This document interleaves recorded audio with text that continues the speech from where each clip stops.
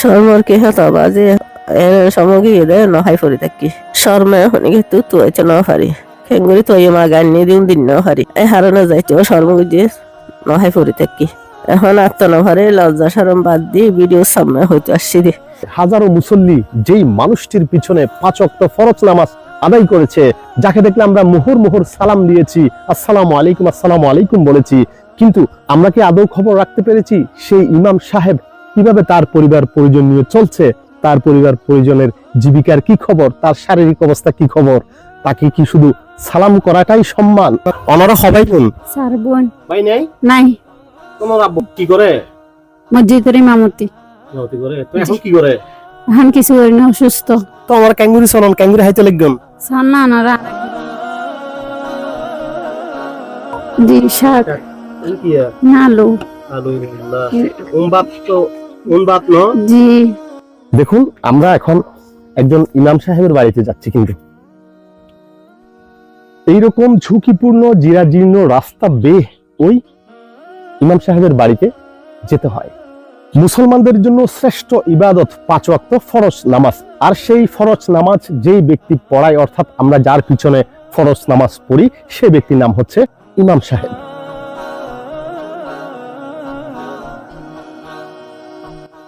আর আমরা বলে থাকি ইমাম সাহেবরা কিন্তু আমাদের এবং সমাজের মাথার মুকুট, কিন্তু এইরকম একজন ইমাম সাহেবের বাড়িতে আমরা আজকে যাচ্ছি।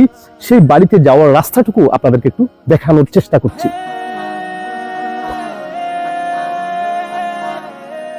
দেখুন, আমরা এখন একজন ইমাম সাহেবের বাড়িতে যাচ্ছি, কিন্তু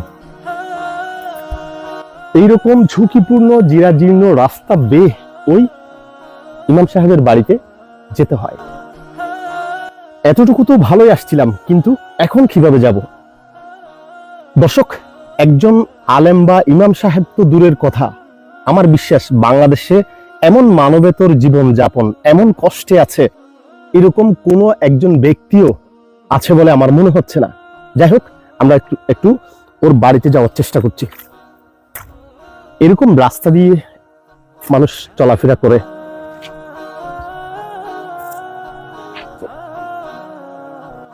আলিল্লাহ।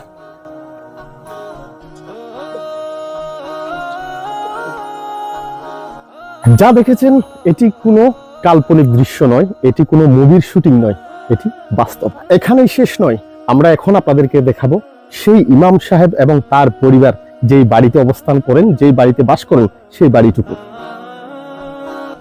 আসসালামু আলাইকুম। ইয়ান হারো বাড়ি মৌলানা আবুল কাশেমের বাড়ি। মৌলানা আবুল কাশেমের বাড়ি নে? আচ্ছা, অনে মৌলানা আবুল কাশেমের কি? মৌলানা আবুল কাশেমের স্ত্রী। ইবে কি করে? ইবে আগে ইমামতি করতে, এখন কিছু করতে পারে না। কেন দেখুন? এখন অসুস্থ, এবার হার্ট রোগী, মানে শ্বাসকষ্ট হিসাবে নানান একখান টান, এবার ওকে মানে এখনো কিছু করার নাই। অনেকই মাইয়া মেয়া জি। তো অনরার বাড়ির এই অবস্থা কা? এই অবস্থা জ্বর হইয়ে, তো জ্বর হইয়ে 2-3 দিন আগে জ্বর হইয়ে পানি জ্বর এনেকখানা করে হইলেও পানি হালত জ্বর আইলেও জ্বর পানি ঢুকে ঘর, জোয়ার আইলেও এটা অনর ঘর ঢুকে যাগো, জ্বর আইলেও এটা পানি ঢুকে।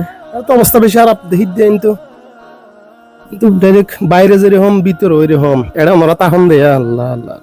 আপনার লাখ টাকার কুরবানি, বিলাসবহুল 10 তলা বাড়ি গাড়ি, কোটিপতিত্ব, শৌখিনতার কি এমন মূল্য? যদি আপনার পার্শ্ববর্তী মানুষগুলো এমন মানবেতর জীবন যাপন করে, আমার উমরাহ, আমার হজ, আমার জাকাত কাকে খুশি করার জন্য? নিশ্চয় ওই রবকে। কিন্তু তিনি কি খুশি হবেন যদি আমার একজন পাশের মানুষ আলেম, মসজিদের 5 ওয়াক্ত নামাজের ইমাম এরকম মানবেতর জীবন যাপন করেন? অন ছেলে মেয়ে হজন সাইগো মাইয়ে ফাসলে মরত ফোয়া নাই? নাই। আচ্ছা, তাহলে মরত ফোয়া নাই, নাই, এত বাইও নাই। হুজুর এখন হরে? হুজুর এখন তো এর এলাকা তো নাই, কিছু হজবিযোগ যে শর্মিন্দা করি, মানে আর চালাই না পারে, এই সাথে নিজে শর্মিন্দা হয়ে যাবে, শরীরে কে এলাকার নেই। এই ইমাম সাহেব অসুস্থ হওয়ার কারণে তাকে ছাড়তে হয়েছে মসজিদের ইমামতি, এবং আপনারা জেনে অবাক হবেন এই ইমাম সাহেবের 4টি কন্যা সন্তান রয়েছে, কিন্তু কোনো ছেলে সন্তান নেই। তার অসুস্থতার কারণে সে পারছে না তার পরিবারের ভরণ পোষণ করতে। খুবই দুঃখ ভরাক্রান্ত হৃদয় নিয়ে বলতে হচ্ছে, হাজারো মুসল্লি যেই মানুষটির পিছনে 5 ওয়াক্ত ফরজ নামাজ আদায় করেছে, যাকে দেখলে আমরা মোহর মোহর সালাম দিয়েছি, আসসালামু আলাইকুম বলেছি, কিন্তু আমরা কি আদৌ খবর রাখতে পেরেছি সেই ইমাম সাহেব কিভাবে তার পরিবার পরিজন নিয়ে চলছে, তার পরিবার পরিজনের জীবিকার কি খবর, তার শারীরিক অবস্থা কি খবর? তাকে কি শুধু সালাম করাটাই সম্মান? গো মরত ফোন নাই, অনতন উজুরও নাই, এখন ইন অনরা চল জলেগুন খাঙ্গুরি হষ্টবিষ্ট করে চলি, দারে চলি, হাই না করে হনবত আল্লাহ সালার চলি দেরি হারি শর্মর কি হতাবা আজি এনে সামগ্রী দে নহাই ফুরি থাকি তারা উদার দিয়ে দেয় আর কি যাইতে সময় সরম লাগে আর বারবার দিব না আনি দিন হারি এই হারানো যাইতেও সরমগ্রী দিয়ে নহাই ফুরি থাকি। এখন আত্মনভারে লজ্জা সরম বাদ দিয়ে ভিডিওর সামনে হয়তো আসছি দি হাত তো করে দিয়ে মরত ফোন হয়তো ওই দিন কষ্ট করানো হইতো মরত ফোন নাই ভাইও নাই নিজে অসহায় খেয়ারে পারে নিজে বুক করে দিয়ে। আপনি যদি বিশ্বাস করেন মানুষ মানুষের জন্য, জীবন জীবনের জন্য, মানবতাই শ্রেষ্ঠ ধর্ম অথবা মানবতাই শ্রেষ্ঠ কর্ম, তাহলে অবশ্যই আপনার আমার সকলের নৈতিক দায়িত্ব এবং কর্তব্যের মধ্যে পড়ে এরকম একজন আলেম ইমাম সাহেবের পাশে দাঁড়ানোর। তারা যেভাবে মানবেতর জীবন যাপন করছে, সত্যি আপনি যদি নিজের চোখে এসে না দেখেন তাহলে বিশ্বাস করতে পারবেন না। তার শরীরে বাসা বেঁধেছে অনেকগুলা রোগ, সে কি তার শরীরের চিকিৎসা করবে নাকি স্ত্রী সন্তানের জন্য 2 বেলা খাবার যোগাবে? এই ইমাম সাহেবের বাড়িতে কি কি খাবার আছে আমরা একটু দেখি।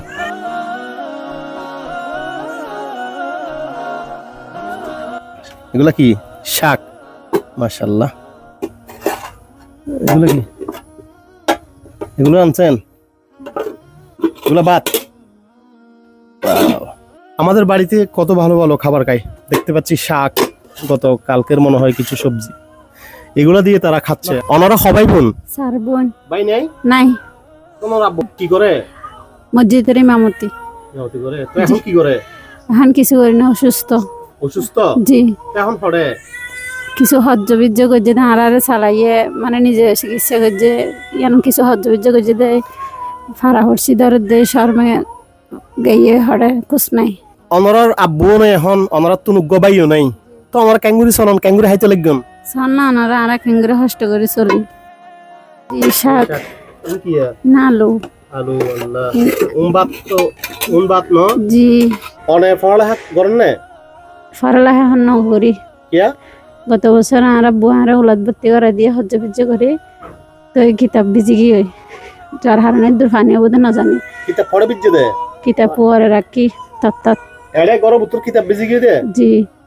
তো যার হারণে আর মাদ্রাসাত না যায়, আর আর আব্বু অসুস্থ গিয়ে বেশি আর কিতাব পড়লাই ন হই, তো ওনারা সন আর পড়ালেখা কেঙ্গর করছে, আর রাস্তা দিতে আসা যাবো করি না হারি, ওনারা আর গরগান সন রাস্তাও সন। মূলত তিনি মাত্র একজনেই এই বাড়ির উপার্জনের মানুষ ছিলেন। সর্বশেষ সে এই পরিবারটি চালানোর জন্য 2 বেলা খাবার জোগানোর জন্য কিছু টাকা এলাকার থেকে ধার দেনা কর্য করেছিলেন। এখন সে সেই ধার দেনা কর্যগুলো দিতে না পারার কারণে সুস্থ শরীর নিয়ে ইমাম সাহেবের স্ত্রী বলছেন, কোথায় আছেন, কি করছেন, কিভাবে থাকছেন আমরা জানি না। একদিকে ইমাম সাহেব কিভাবে আছেন, কোথায় আছেন, চিকিৎসা করছেন কিনা জানেন না, অন্যদিকে এই পরিবারটিতে চোলা জ্বলছে না। ওনারা বাইয়াল সন আর বাড়ি জ্ঞান হরিমিয়া হালত মাঝে এন্ডিলা গরম মাঝে মানুষ বসবাস করতে পারে না, কিন্তু আরা গরির এর নিচে শুলে এই বিসি উড়ি যায় কি মশাইয়া হরাই এখন ইন ওই এর এখন আরাম মতো অসুস্থ হয়ে যায়, কুরবানোর ফরত দিল নদী জ্বর উঠতে জ্বর নামাই না হারির এন্ডিলা গরত কি মানুষ তা হেঁটে পারিব না, কিন্তু আরা কষ্ট করে আছি। এই টেবিল আনার মাঝে আমি পড়ালেখা করতাম, এলে এখান তত্ত্ব দিল, তত্ত্ব এনের মাঝে কিতাব রাখি, কিতাব মধ্যে ফানিয়ে লगिয়ে দেয়, আর মাদ্রাসাত যাই না পারি, পড়ালেখা বন্ধ এখন। আর মা বাবারও চাই, আর মা বাবা যাতে মরত ফোনাই ইয়ান মন ছোড়ো নগর ফোনা আর আসা পড়ালেখা করছো মারো রাস্তা যদি ঠিক নয় কি মাদ্রাসা যেতে জম না, আর চলা ফেরা খানা খাওয়ার মানে বেশি কষ্ট হয়ে এখন আর সুস্থ।